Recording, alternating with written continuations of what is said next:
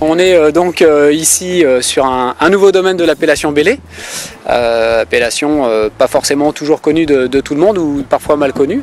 Il y a des gros domaines ici qui font parler d'eux, comme le château de Crémat, comme le château de Bélé et d'autres encore, Clos Saint-Vincent et d'autres encore. Là on est sur un nouveau domaine. Comment s'appelle ce nouveau domaine qui se met en place? Alors ça s'appelle le Clos Elia. D'accord, ouais. Donc, on a choisi ce nom Elia qui veut dire olivier en grec. En grec, d'accord, ouais, ouais. Donc on a plusieurs oliviers sur la propriété, donc on a choisi ce nom. C'est sympa. On a voulu donner un petit nom, voilà, qui rappelait un peu le domaine. Le domaine et d'accord, et les oliviers qui se trouvent sur le domaine. De nombreux oliviers qui se trouvent sur le domaine, à chaque planche on a plusieurs oliviers. Donc, typique du coin ici aussi, ouais, ouais, voilà, tout à fait, donc c'est sympa. D'accord. Vous plantez quoi là? Alors vous commencez à planter en vue de récolter quand, et vous plantez quoi? Quels sont les cépages que vous plantez ici? Alors ici on plante les principaux cépages de l'appellation. D'accord. Donc pour les rouges ça va être la folle noire et le grenache. Pour les blancs ça va être principalement le roll, et le rosé ça va être le braquet.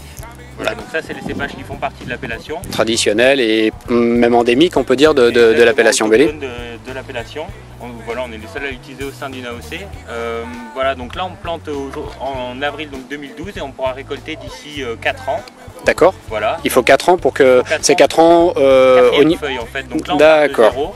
L'année prochaine première feuille. Voilà, et dans 4 ans on aura le droit à l'AOC, une année avant le 20 pays.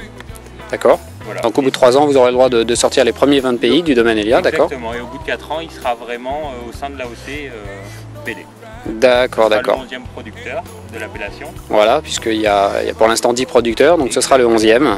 D'accord. Partage de 60 hectares, donc petite appellation. Et voilà, qui fait que s'agrandir d'année en année, justement avec des nouveaux vignerons qui s'installent. Parfait, ouais, tout à fait. Qui s'installe ici, ouais, sur le coin. Et donc du coup combien d'hectares ici en superficie? Quelle sera la superficie du domaine? Petit je suppose, parce que c'est vrai que les emplacements sont assez petits, donc il y a l'équivalent d'un hectare, 1,5 hectare. Voilà, c'est ça, on va dire on a un potentiel d'1,5 hectare. D'accord. Voilà, pour l'instant on va planter donc en 2 ans, voilà, pour pouvoir laisser certaines planches en jachère pour qu'elles puissent retrouver une vie biologique. D'accord. Voilà, et puis donc on reprendra les plantations fin de l'année prochaine. D'accord, d'accord, voilà, d'accord. Et on va aussi, ça va être expérimental sur le domaine Elia pour faire de la biodynamie. Ah, alors, on va essayer de travailler un peu voilà, naturellement aussi. Je sais que le propriétaire a l'intention de faire venir un cheval voilà, pour essayer de faire les labours. Ah, je croyais que c'était pour faire des concours hippiques là sur le... Non, non ça se fera pas. Un petit cross, ça peut être difficile, ouais. Mais en tout cas pour la biodynamie, ce sera certainement plus intéressant. Ouais. D'accord, parfait, bon, bah, c'est sympa ça.